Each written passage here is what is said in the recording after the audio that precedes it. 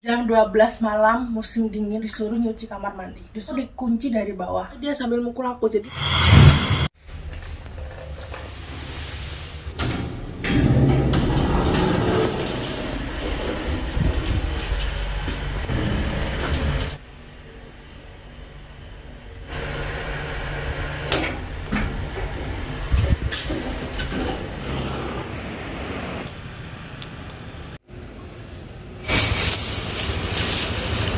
上个那个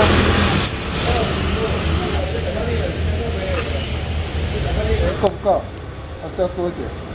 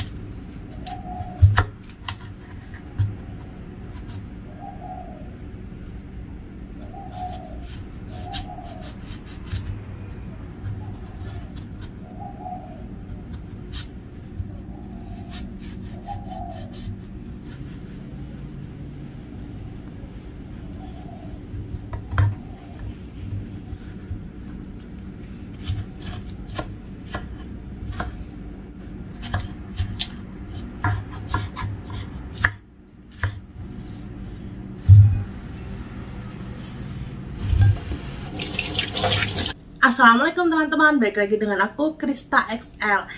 Di video kali ini aku mau disclaimer dulu ke kalian yang kurang suka atau tidak suka. Teman-teman mohon maaf, gak apa-apa kalau mau di skip, karena aku mau cerita atau mau sharing pengalaman aku kerja di Taiwan. Cerita sambil makan, makanya kalau yang tidak suka atau kurang suka mohon maaf ya teman-teman, gak apa-apa kalau mau di skip. Yang penasaran dan mau menonton atau tertarik teman-teman, monggo dilanjutkan ge. Sarapan pagi aku dengan melon yang aku beli tadi pagi. Ini rambut aku juga masih basah karena habis mandi dan sampoan teman-teman. Ini aku mau makan dulu ya. Ini buah apa? Melon aku orangnya.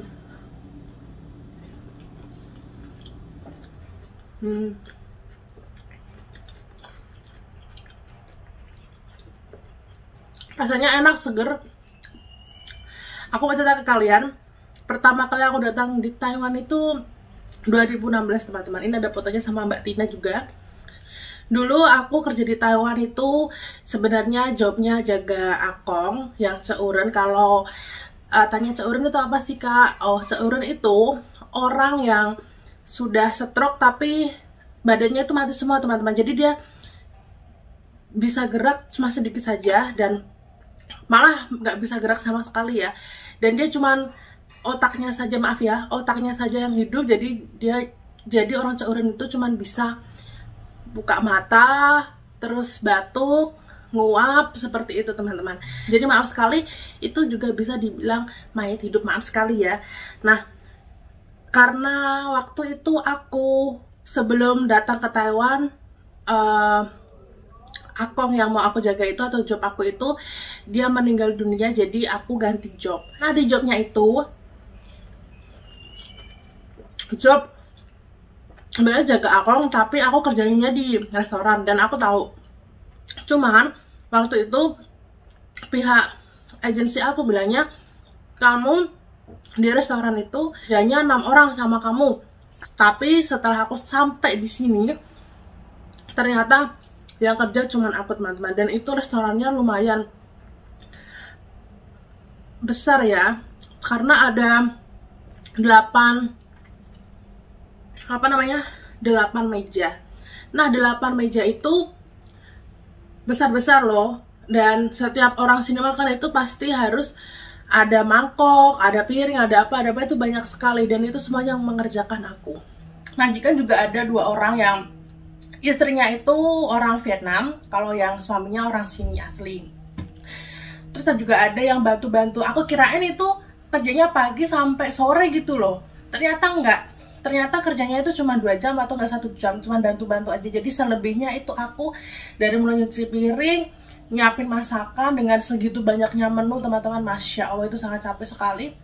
Dan ngebersihin, cuci-cuci dandang, cuci-cuci bekas-bekas makanan juga, ngelap-lap meja, naruh-naruh barang, itu semuanya aku. Akhirnya aku nggak kuat teman-teman. Aku di situ sekitar berapa ya? Kayaknya 4 harian aku nggak mau kerja. Karena apa teman-teman? Jam 12 malam musim dingin aku disuruh ngosek WC. Bayangin ya, jam 12 malam musim dingin, itu dingin sekali karena itu ada di kaki bawah gunung ya. Itu suhunya kalau nggak salah waktu itu 8 derajat, dan malam-malam jam 12 persis pas kayaknya aku disuruh nyuci kamar mandi, disuruh bersihin kamar mandi. Habis itu apa ya, sudahlah, nggak apa-apa lah, udah terlanjur, aku semangat aja gitu. Tapi ternyata nggak bisa teman-teman, itu terlalu nguras tenaga dan itu menurut aku perbudakan, nggak boleh itu. Terus akhirnya aku telepon ke agensi, aku minta pindah, tapi di pihak agensi aku bilang, kamu kerjalah seminggu dulu, nanti bisa dapat uang. Aku nggak mau. Karena apa? Itu bener-bener di luar job sekali teman-teman. Jadi aku nggak mau kerja, dan majikan aku itu ngunci aku kan aku tidurnya di lantai 2. Nah, yang lantai bawah itu, lantai 1, aku dikunci dari bawah, dan aku sampai nggak bisa keluar kan. Nggak ada makan, nggak ada minum. Ini Mbak Tina, dia waktu aku baru datang, dia ngasih aku 1 koper itu penuh dengan baju musim dingin, jajan-jajan gitu, sama makeup gitu kan, yang bisa diseduh di cup gitu. Aku sampai ngambil air keran buat aku minum, air keran kamar mandi teman-teman, bener-bener air keran kamar mandi. Kalau inget sedih banget, air keran kamar mandi itu aku ambil, aku buat nyeduh mie sama buat aku minum. Aku sholat sambil nangis, Masya Allah itu pengalaman yang tidak terlupakan. Aku nangis terus aku telepon ke agensi aku, kalau aku ngancam ya, itu kalau kita nggak berani kita diinjak. Jadi ya maaf sekali, aku ngancam agensi, kalau kamu nggak mau ngambil aku sekarang, aku mau kabur. Kalau nggak gitu aku mau naksi sendiri sampai ke kantor, aku bilang gitu. Terus aku ke bawah, aku nangis sama majikan aku nggak mau di sini, aku capek sekali, nggak mau. Terus akhirnya agensi jemput aku, dan aku diambil, ditaruhlah dulu di kantor agensi lagi di sana. Di sana itu ada juga sama TKW kayak aku. TKW-nya itu orang Vietnam. Itu juga Masya Allah teman-teman. Aku nggak ngomong orang Vietnam jahat atau jelek ya, nggak ngomong ya. Itu Masya Allah teman-teman. Karena kan di situ nggak ada dispenser. Di situ juga kompornya itu bukan kompor yang kayak biasanya, kompor gas yang kayak biasanya langsung dicetek terus keluar apinya, itu bukan. Itu kompor harus disumet gitu loh. Kalau disumet itu apa sih kalau bahasa Indonesianya? Pokoknya disumet pakai korek. Yang orang Jawa pasti tahu ya disumet. Itu aku karena kelaparan, agensi juga nggak ngasih makan. Kelaparan, ada mie yang dari Mbak Tina, buat mie. Aku minta tolong sama dia bilangnya gini, kalau di situ nggak bisa ya nggak usah makan gitu. Masya Allah. Tapi alhamdulillah di situ ada anak Indonesia juga yang satu kamar sama aku, dia juga mau pindah di itu sama aku. Kita akhirnya rebus mie itu pakai air dingin, bukan rebus, direndam pakai air dingin, dimakanlah aku sama dia teman-teman itu. Tapi alhamdulillahnya itu waktu itu kantor agensi ya, sama rumahnya majikannya Mbak Tina yang dulu ada, ini fotonya akungnya juga sama aku, itu deket. Jadi kadang-kadang Mbak Tina nyamperin itu setiap pagi, dorong akungnya nyamperin ke situ waktu selama aku masih di situ. Setelah itu aku pindah jaga ama di gunung. Umurnya 89 tahun, masih bisa jalan, hanya saja ruwet teman-teman. Aku dipukul sama ama, beneran. Waktu itu ama kan batuk, aku kasih tisu, dia nggak mau, tapi dia sambil mukul aku, jadi tangan aku dipukul lumayan keras, pak gitu, sambil aku didorong. Itu aku telepon ke agensi, aku nggak mau di sini, diambil lagi sama agensi, ditaruh lagi di kantor. Itu aku waktu dari kantor jam 9 malam disuruh cuci mobil 2 mobil teman-teman. Musim dingin, suhunya berapa derajat? 10 derajat. Bener-bener itu pengalaman yang sangat luar biasa, sangat berharga menurut aku. Kerja di negeri orang, jangan di Padang, gajinya saja. Gajinya gede ya, enak ya, bisa jalan-jalan ke sana kemari. Perjuangannya itu sangat luar biasa teman-teman. Dari mulai kita daftar di PT sampai di sini itu perjuangannya sangat luar biasa sekali. Jam 10 malam, jam 9 malam disuruh nyuci mobil 2 mobil, sangat dingin sekali teman-teman, dalam keadaan perut kosong. Kelar nyuci mobil, agensi aku jemput aku buat kerja di pabrik. Dan itu kerja rodi nggak dibayar. Dari jam 11 malam sampai jam berapa ya? Jam 3 kalau nggak jam 4. Di situ ada Mbak Widi. Kalau nonton Mbak Widi, terima kasih banyak ya, dulu ngasih uang aku juga. Orang Jawa Timur, sekarang udah pulang ke Indonesia. Aku tengah malam, Mbak Winda itu tahu kalau, atau Mbak Windy itu tahu kalau badan aku deg-degan. Dulu badan aku nggak sebesar ini, deg gitu atau gemeter. Dia nyuruh aku makan dulu, makan pientang atau nasi kotak Taiwan. Habis itu aku dikasih makan, aku lihat mau nangis teman-teman, karena dari pagi, bukan dari pagi, dari siang nggak makan, perut kosong. Habis nyuci mobil juga 2 mobil, musim dingin kan, itu badan sangat menggigil sekali.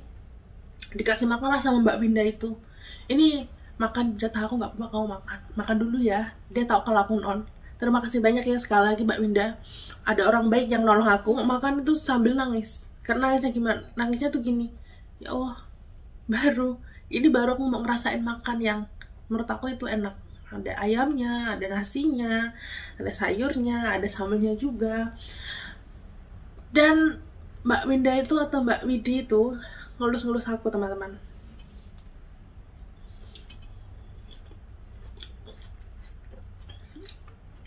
Ngelus-ngelus aku, udah makan nggak apa-apa. Nangislah aku di situ, karena terharu sekali hidup di negara orang. Waktu itu aku datang ke Taiwan masih bisa dibilang masih kecil umurnya ya. Alhamdulillah juga ada Mbak Tina juga sangat baik sekali sama aku. Tapi ada orang juga yang baik sama aku teman-teman, ngasih aku makan, aku dilus-lus, gak apa-apa, makan aja gak apa-apa, nanti udah terbiasa gitu. Jadi aku makan pentang gitu gini, maaf ya, kayak aku pakai sumpit gitu waktu itu, makan gini.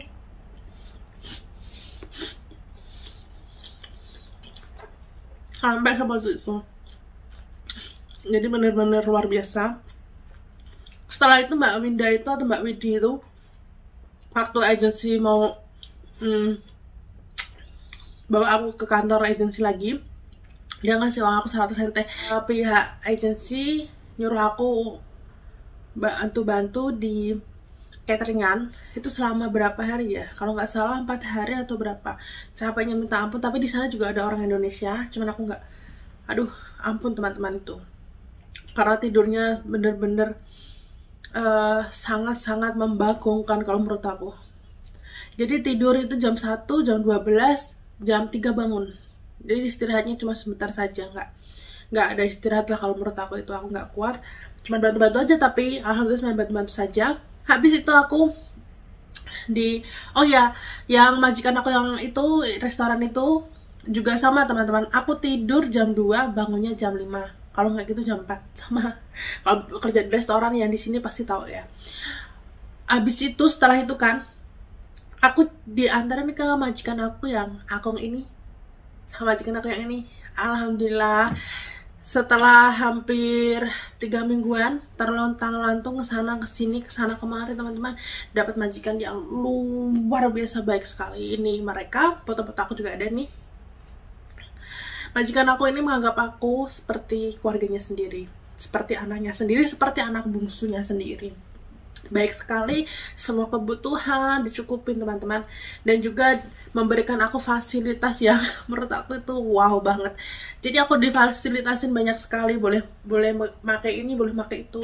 Jadi loss, nggak ada yang namanya kamu pembantu, aku majikan, nggak ada. Jadi bener-bener ya kamu anak aku gitu, bener-bener baik sekali. Dapat majikan baik cuma 2 tahunan aku meninggal. Itu kalau aku manggilnya bukan aku tapi papa, karena majikan aku bilangnya itu papa kamu lah tuh, kan ini istrinya ya. Jadi meninggal, ya semoga tenang di sana dan dikasih tempat yang paling indah sama yang maha kuasa. Karena majikan aku punya saudara juga atau kerabatnya juga sama, itu kakek aku yang aku jaga seurun juga teman-teman, nggak bisa apa-apa. Saudaranya majikan aku bilang gini, kamu nggak usah pindah kemana-mana ya, jaga ibu aku aja, jaga ibu aku. Kebetulan itu satu desa, jadi aku di perkampungan di bawah di bawah gunung.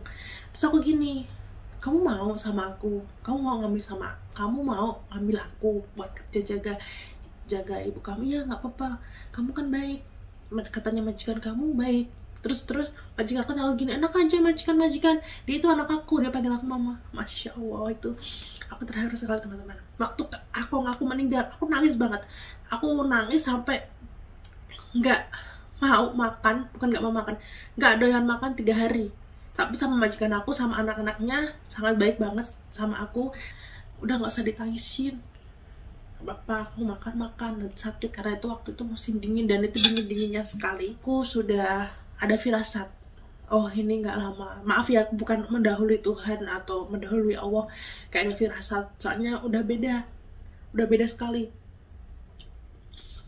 Aku pindahlah ke majikan aku yang kedua, kerabatnya dari majikan aku yang pertama. Masya Allah juga luar biasa baik sekali teman-teman.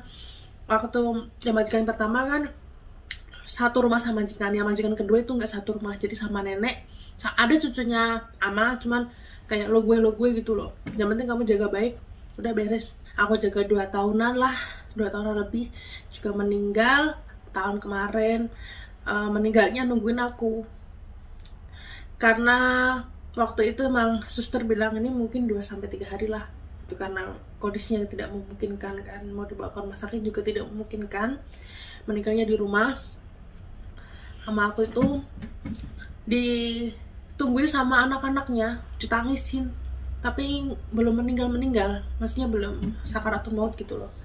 Setelah anak-anaknya pada, kan itu siang-siang ya, anak-anaknya pada mau beli makan, aku di situ sama anaknya yang satu, majikan aku perempuan itu baik sekali, sering ngasih aku uang, sering ngasih aku jajan, itu baik sekali dia teman-teman. Di situ majikan aku itu sebenarnya mau beli makan juga, tapi aku disuruh sama dia, diminta, kamu kalau mau beli makan yang pasti uang. Enggak, aku mau di sini aja. Dan di situ ama meninggal, jadi nungguin aku. Nangislah kami semua, sampai majikan aku bilang gini, dari tadi nungguin meme ya, gitu. Dari tadi nungguin meme ya ma. Terus ya diberesin, ditaruh di peti, di kulkas ya, di freezer. Terus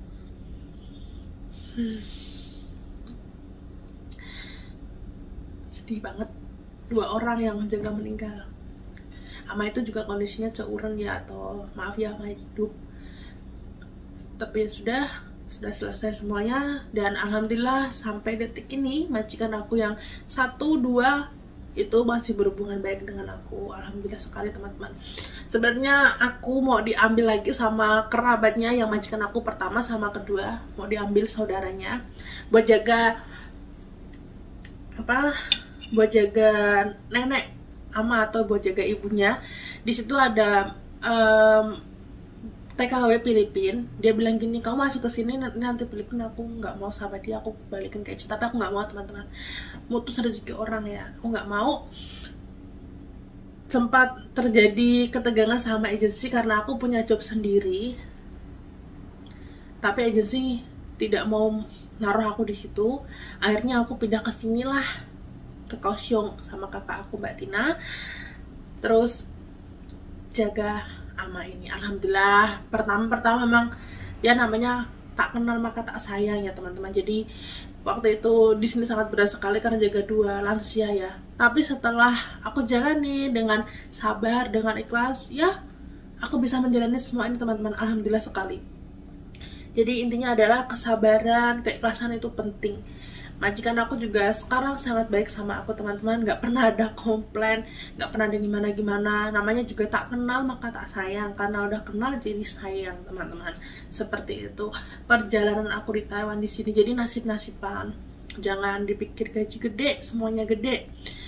Maksudnya gaji gede di sana enak, kerja pegang HP gini-gini, sebenarnya enggak. Sebenarnya kayak aku pun tidak seenak yang terlihat di kamera, kayak aku makan enak gitu-gitu, enggak teman-teman. Di sini kita harus benar-benar tahan banting, jauh dari keluarga juga. Apalagi sekarang Mbak Tina sudah pulang ya. Jadi yang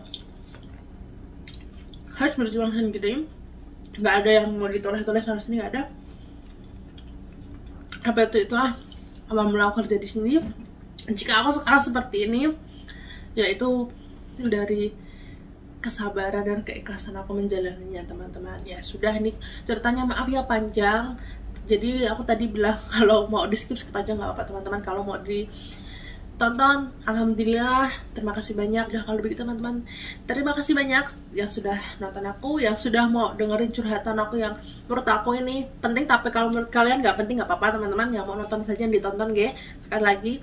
Dan tunggu aku di video-video berikutnya. Bye.